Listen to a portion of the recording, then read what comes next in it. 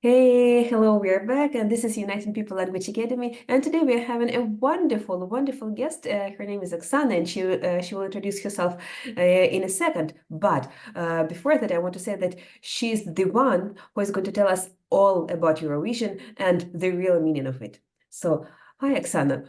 Hi, everyone. Well, it's difficult to tell shortly everything about Eurovision, but let me try with maybe telling a couple of words about myself. My name's Oksana. I've been in practical brand strategy for about 12 years.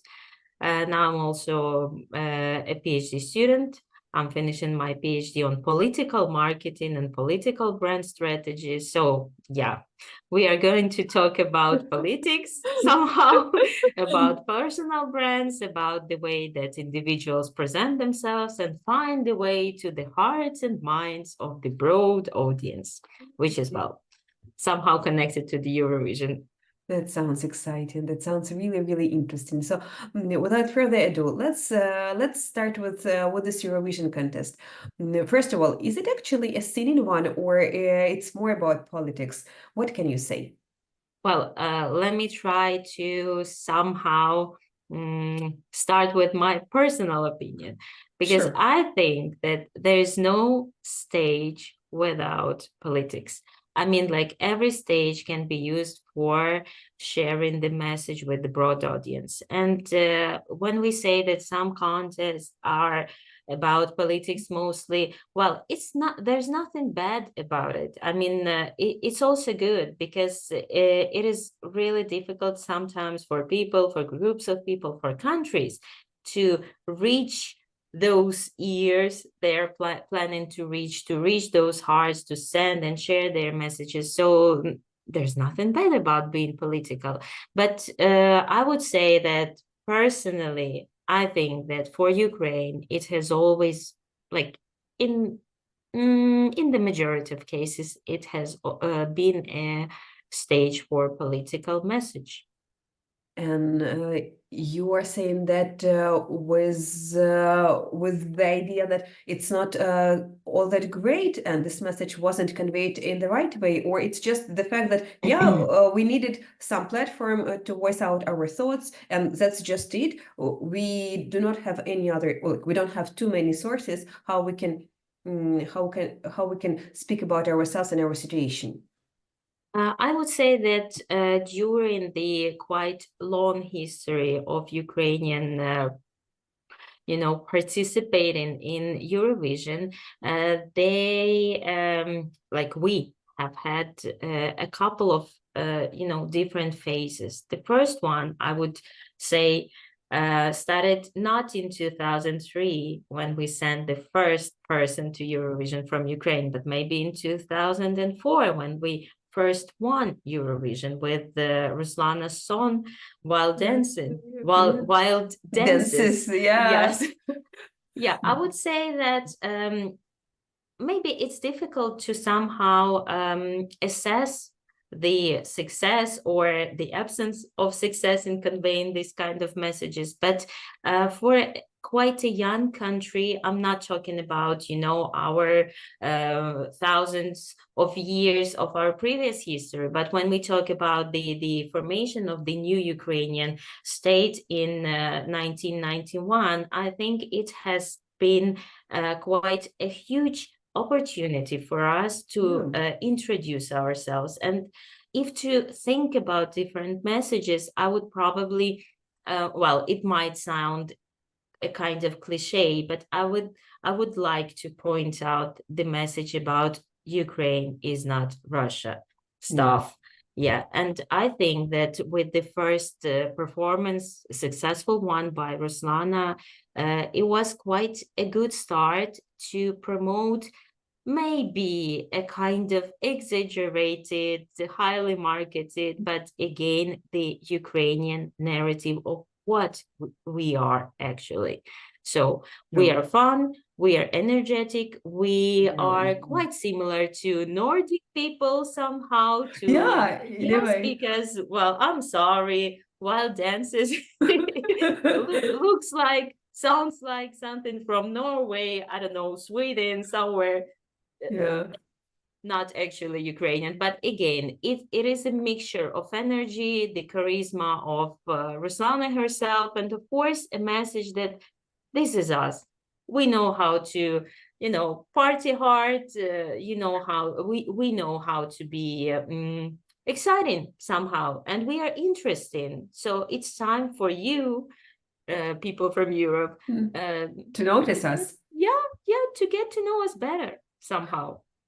Yeah, agreed. And actually, that first performance of Ruslana was a bit shocking, not only to Europe, who I believe before that couldn't quite understand whether Ukraine an independent country or like what is that, but also for us as Ukrainians, it was like, wow, we can do such things, and we deserve prizes, awards, and just like being acknowledged as someone who is talented enough.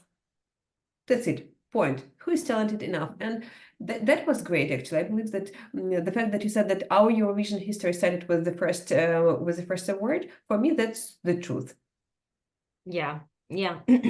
I would say well, it hasn't been always perfect, and we did have a couple of disappointing moments in our Eurovision history, but well, I'm not going to promote these not so successful moments because, well, there's nothing to talk about. But anyway, we have had a couple of scandals again in this kind of narrative that Russia is not Ukraine, Ukraine is not Russia, and yeah, we had a couple of sinners who would leave Ukraine for Russia because somehow they were not, I don't know, they were not that appreciated by the Ukrainian people and like the jury at the Eurovision inside of Ukraine. But anyway, again, it just proves the idea that Eurovision has been a political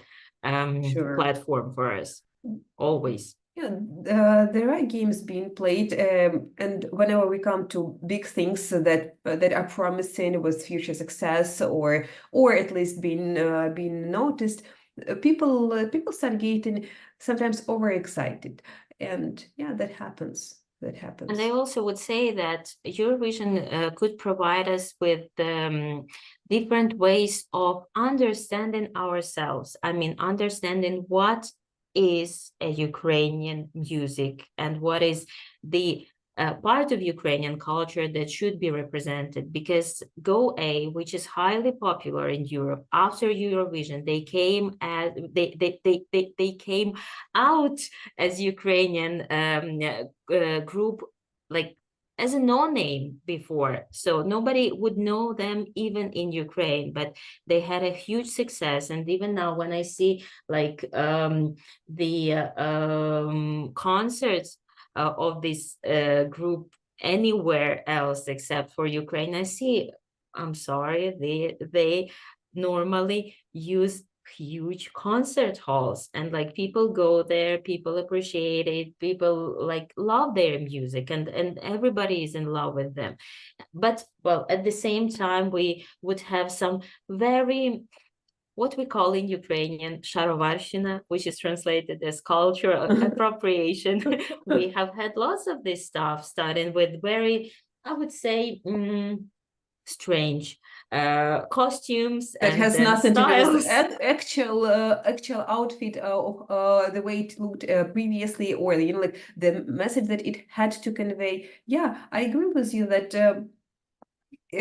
nowadays people are toying with the idea of being a Ukrainian, and some results of this investigation are nice and really promising, but some of them are, well, let's put it that way, not so pleasant. At the same time, I believe that when there is this phase of investigation and there is phase of understanding who you are and how you should behave with yourself, with your people, and with outsiders, actually, this process cannot go just smoothly. There should be ups and downs because this is a process and it's just Yeah, natural. Yeah, agree. Yeah, but getting back to our performers, to people who introduce Ukraine on this stage, what is your personal opinion about today's participants? Well, I would say that I couldn't find time to write a long read on this year's Eurovision on my social media, but I find like our today's small talk a very good opportunity for me to share my personal opinion. I would say that it depends on what we are expecting from the results of Eurovision. I mean, whether we want to win, whether we want to send a message, whether we just want to participate, whether we want to, I don't know, express some rebellious, position, like we have been good, but this year we're sending something bad. No, I think that it depends on what a person thinks and what a nation is expecting from Eurovision. I would say that this year's song, let's start with the song because we are talking about song contest. Well, At the first place, yeah. at the first place, not about the artists themselves, not about the position, the message, and so on. I would say that um, it is quite a popular, I made a short investigation. It is quite a popular song in some neighboring countries. I mean, in Baltic countries, in Poland, in Czech Republic, and then some others. So they are hitting the tops of the charts, and it is good. And I think if we want to try to win once again, yeah, it might be a good choice again because people probably like this song. They have been lots of talks about the very contradictory personas and personal brands present, I mean, in this song. But well, let's say it like that. We never know which part of the audience the song can target. I would say maybe there's not that many people who would share my opinion, but again, after 12 years in marketing strategy, I would say that this is the song, a good one for the queer community, because Mama Teresa, okay, it might be Mama Teresa, it might be any mama from queer community whose name is Teresa. And as for Diva Maria, I know that religious people would say like, okay, this is Holy Mary and this is not Diva Maria. And what is Diva? Diva has a very strange and quite a different connotation in every understanding of the English language. But anyway, it's also a queer-like word from the queer culture, and I would say that it's not bad. It's all like anybody can find a very personal meaning of this song. So I think that it has a hook, maybe more than one. So it's quite it's easy to remember. It has a good rhythm, and going further to the people who are singing, I would say like these two ladies, they are popular in Europe. They are popular not only in Europe, they're really popular outside of Ukraine. And whatever our personal taste might be, I know so many, for example, Danes, because I live in Denmark, who love Alona. They just go to her concerts. They say like, "Oh my God, she's a queen. She has such a nice style. Seriously. She's professional. She's perfect. She has a very, very good taste in music." And I'm sorry, I don't know how she breathes, but she is good at what Yeah. she's doing. Well, there is no point saying no to that. I totally agree that from the professional point of view, the girls are doing their best. And actually, they've been doing that for quite some time. It's not their first performance, so they're not. Yeah. So I think that this choice is well deserved. And they will do their best when performing and when introducing our country. But I would this, probably, I'm sorry, yeah, just a small remark. note here. Yeah, I would probably also touch upon the talks about the previous participant of the Eurovision, Mellowin, who tried to participate once again this year. I would probably say that although there are so many people and he himself telling that, okay, maybe there has been something wrong with voting, or I don't know. But anyway, I don't think that this is the song for the Eurovision 2024. Last year, I had a very interesting, I participated in a very interesting seminar on Eurovision, and I found that so many people in Europe really know him and like him and liked the song from 2018 he performed. But what they would call him would be the right guy, the great performance, the strange lyrics, the wrong year, and maybe the inability to somehow convey the message, because he couldn't perform well in the interviews. He would behave strangely, and yeah, I'm sorry if he is hitting the queer community, and he's the representative of this community after he's coming out last year. I don't think that this is the proper and interesting song, because after the last year's Gustav, with this modern vibe, with this, you know, very tasty and very nice song, that one would not get that much of attention. So just, yeah. Maybe again a very very personal position. No, I actually, you know, like whenever you say it's my personal opinion, and then you add based on my 12-year experience there and my 10-year experience there, and I get it that this personal opinion is actually a professional opinion.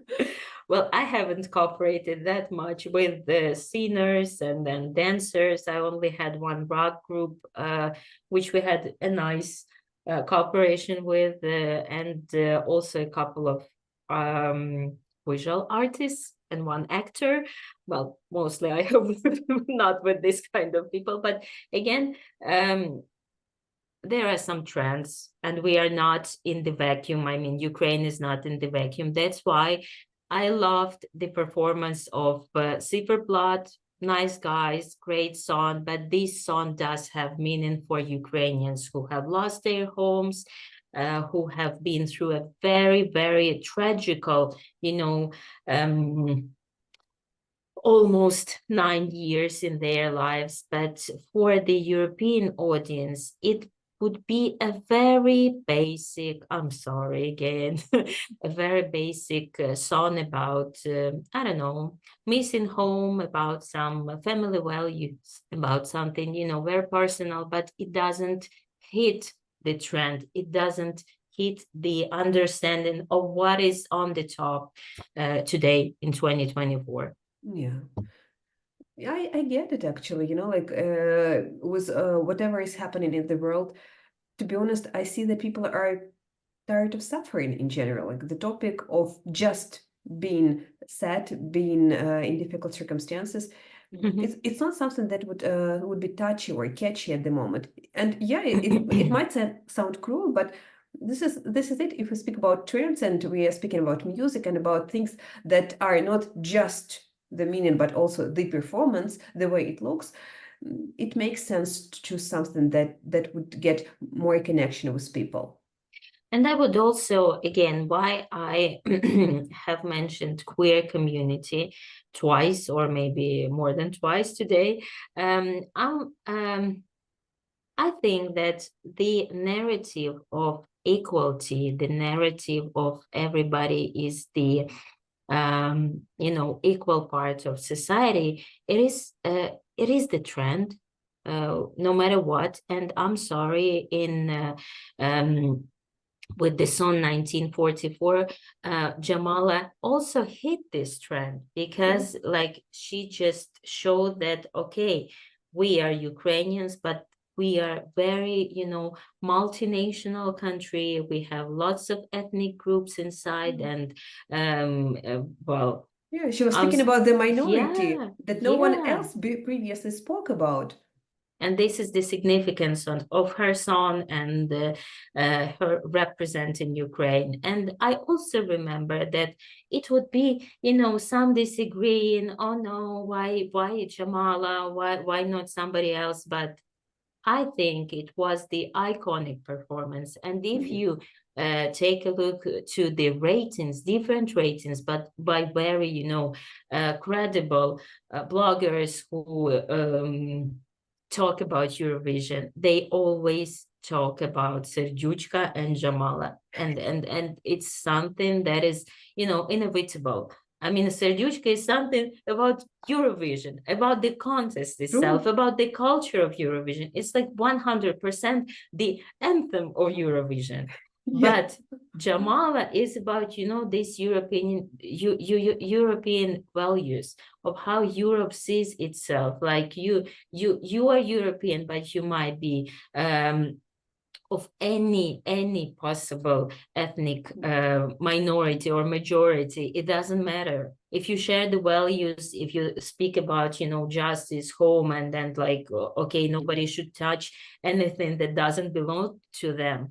This is about something that everybody would understand. Yeah. Not about crying about home. Sorry, again. Yeah, I get it. And actually, I believe that it's good to understand why things work. So it's possible to say that there is injustice and things are wrong when we come to such kind of choices. But at the same time, understanding the processes, the meanings of things that are chosen, it helps. It helps to create a product that would be chosen in the future. And again, it's impossible to find someone who would everyone agree to unanimously. It's impossible, especially with the current mood. I believe that the Ukrainian nation as one at the moment is not united, and we see that everywhere, including the Eurovision contest. But again, when we are speaking about values, we should also mention the topic that the songs of Alona and Jerry Hale represents. I mean, they are talking about the role of women in the society, the struggles we women, and not only women, again, the queer community, the national ethnic minorities, anybody, like the great expectations of society towards people, and again, some, personal struggles, some misunderstanding, and also very many other meanings. I think this song, especially with the part by Adona, it hits all the different, types of communities represented among the fans of Eurovision. That's why I also think that this song, no matter what happens, but it has a possibility, an opportunity, and maybe the right to win or get, some high ranking. Yeah. Nice. Nice talking to you. It's always interesting to talk to you on different topics, but this one in particular, because probably of the Eurovision performance coming soon, was really, really important for me personally. I'd like to understand more about such things. I believe that it could be interesting not only for me. And I'm always happy to talk about Eurovision. I've been watching Eurovision since the first day it was possible for me to watch Eurovision. It didn't start for me in 2004. I mean, I started watching Eurovision very, very long before the first Ukrainian participation in it. So for me, it's like it's a part of my culture. I would love seeing very strange performances and again very strong performances. So for me, it's something that has the right to be, in the life of some modern European. And that, like as the last, but I think maybe the most important messages that I would love to share today will be the participation in the Eurovision as such, because everybody knows the very difficult situation in Ukraine, and like after almost 10 years of war, after almost 2 years of the full-scale invasion, it is difficult to think about entertainment for almost all of us. But Yeah. I The topic don't, of entertainment is controversial on its own. yeah, but I really don't like, and I would love all Ukrainians to understand it, that you should not think about Eurovision as just a song contest, as just a a way to entertain, to feel fun, or something else. Do not compare ourselves to Romania, who has decided not to participate. Okay, this is their choice, but it is not a good idea for us, because the world still has to understand that what is happening. And I think these two ladies, they have a good English. I'm sorry, but this is also important and very much important, because we can never forget Stefania and Kalush Orchestra. I would not talk about the song itself that much. I'm not a great fan of it. I would say I didn't get it, and I still don't get it. But again, it was just the way how the whole world wanted to support Ukraine. And afterwards, these guys could not communicate anything. The lack of English, the lack of understanding of foreign languages would be a very, very huge barrier for them and for us as a country who sends somebody to Eurovision. That's why I think that we should participate no matter what. Maybe we could spend less money on the contest, inside of the country, and would do it more professional. But this is about the people who, have been in charge of it, not the singers themselves and the nation themselves. But we have to remind that we are still here. We are the part of this community, the international community, the European community, and people need to have the update on what is happening. And I think these two ladies are quite capable of doing that. At least I'm expecting that, So anyway, it should be like that. I hope. Yeah. I agree. And I like this idea of yours that right now, with all the struggles, with all the difficulties, it's not time just to to stop and to be frozen. It's time to work even harder and to show everyone else that that's what we are doing, that's what we are living through, and the message should be conveyed with the right tone, with the right words, and it should be understandable. And not always direct. And not always direct. Yeah, sometimes subtle hints are enough, because not everyone is ready to hear the atrocities that are happening here. Yeah.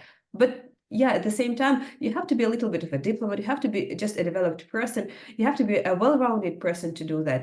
And yeah, I believe that Eurovision is the right platform for us to speak, for everyone to speak, to be honest. Then I would like to, to have an update afterwards, because before talks are nice talks, but what will actually happen somewhere in May really matters. But I hope for better. Let's have a deal. Let's meet up after the results, and let's discuss them from all different perspectives, also political, from what happens in the society, what are the reactions to this. And I don't know what exact result, failure or success, and that would be really interesting. That would be work in progress. Yeah, let's have this before after. Very cool. Agreed. And thank you very much for inviting me. It was such a pleasure. Well, we have been friends for, I don't know, 20 years maybe, or something. Maybe more. But well, yeah, it is also a nice experience to talk, outside of our traditional way of communication. So thank you very much.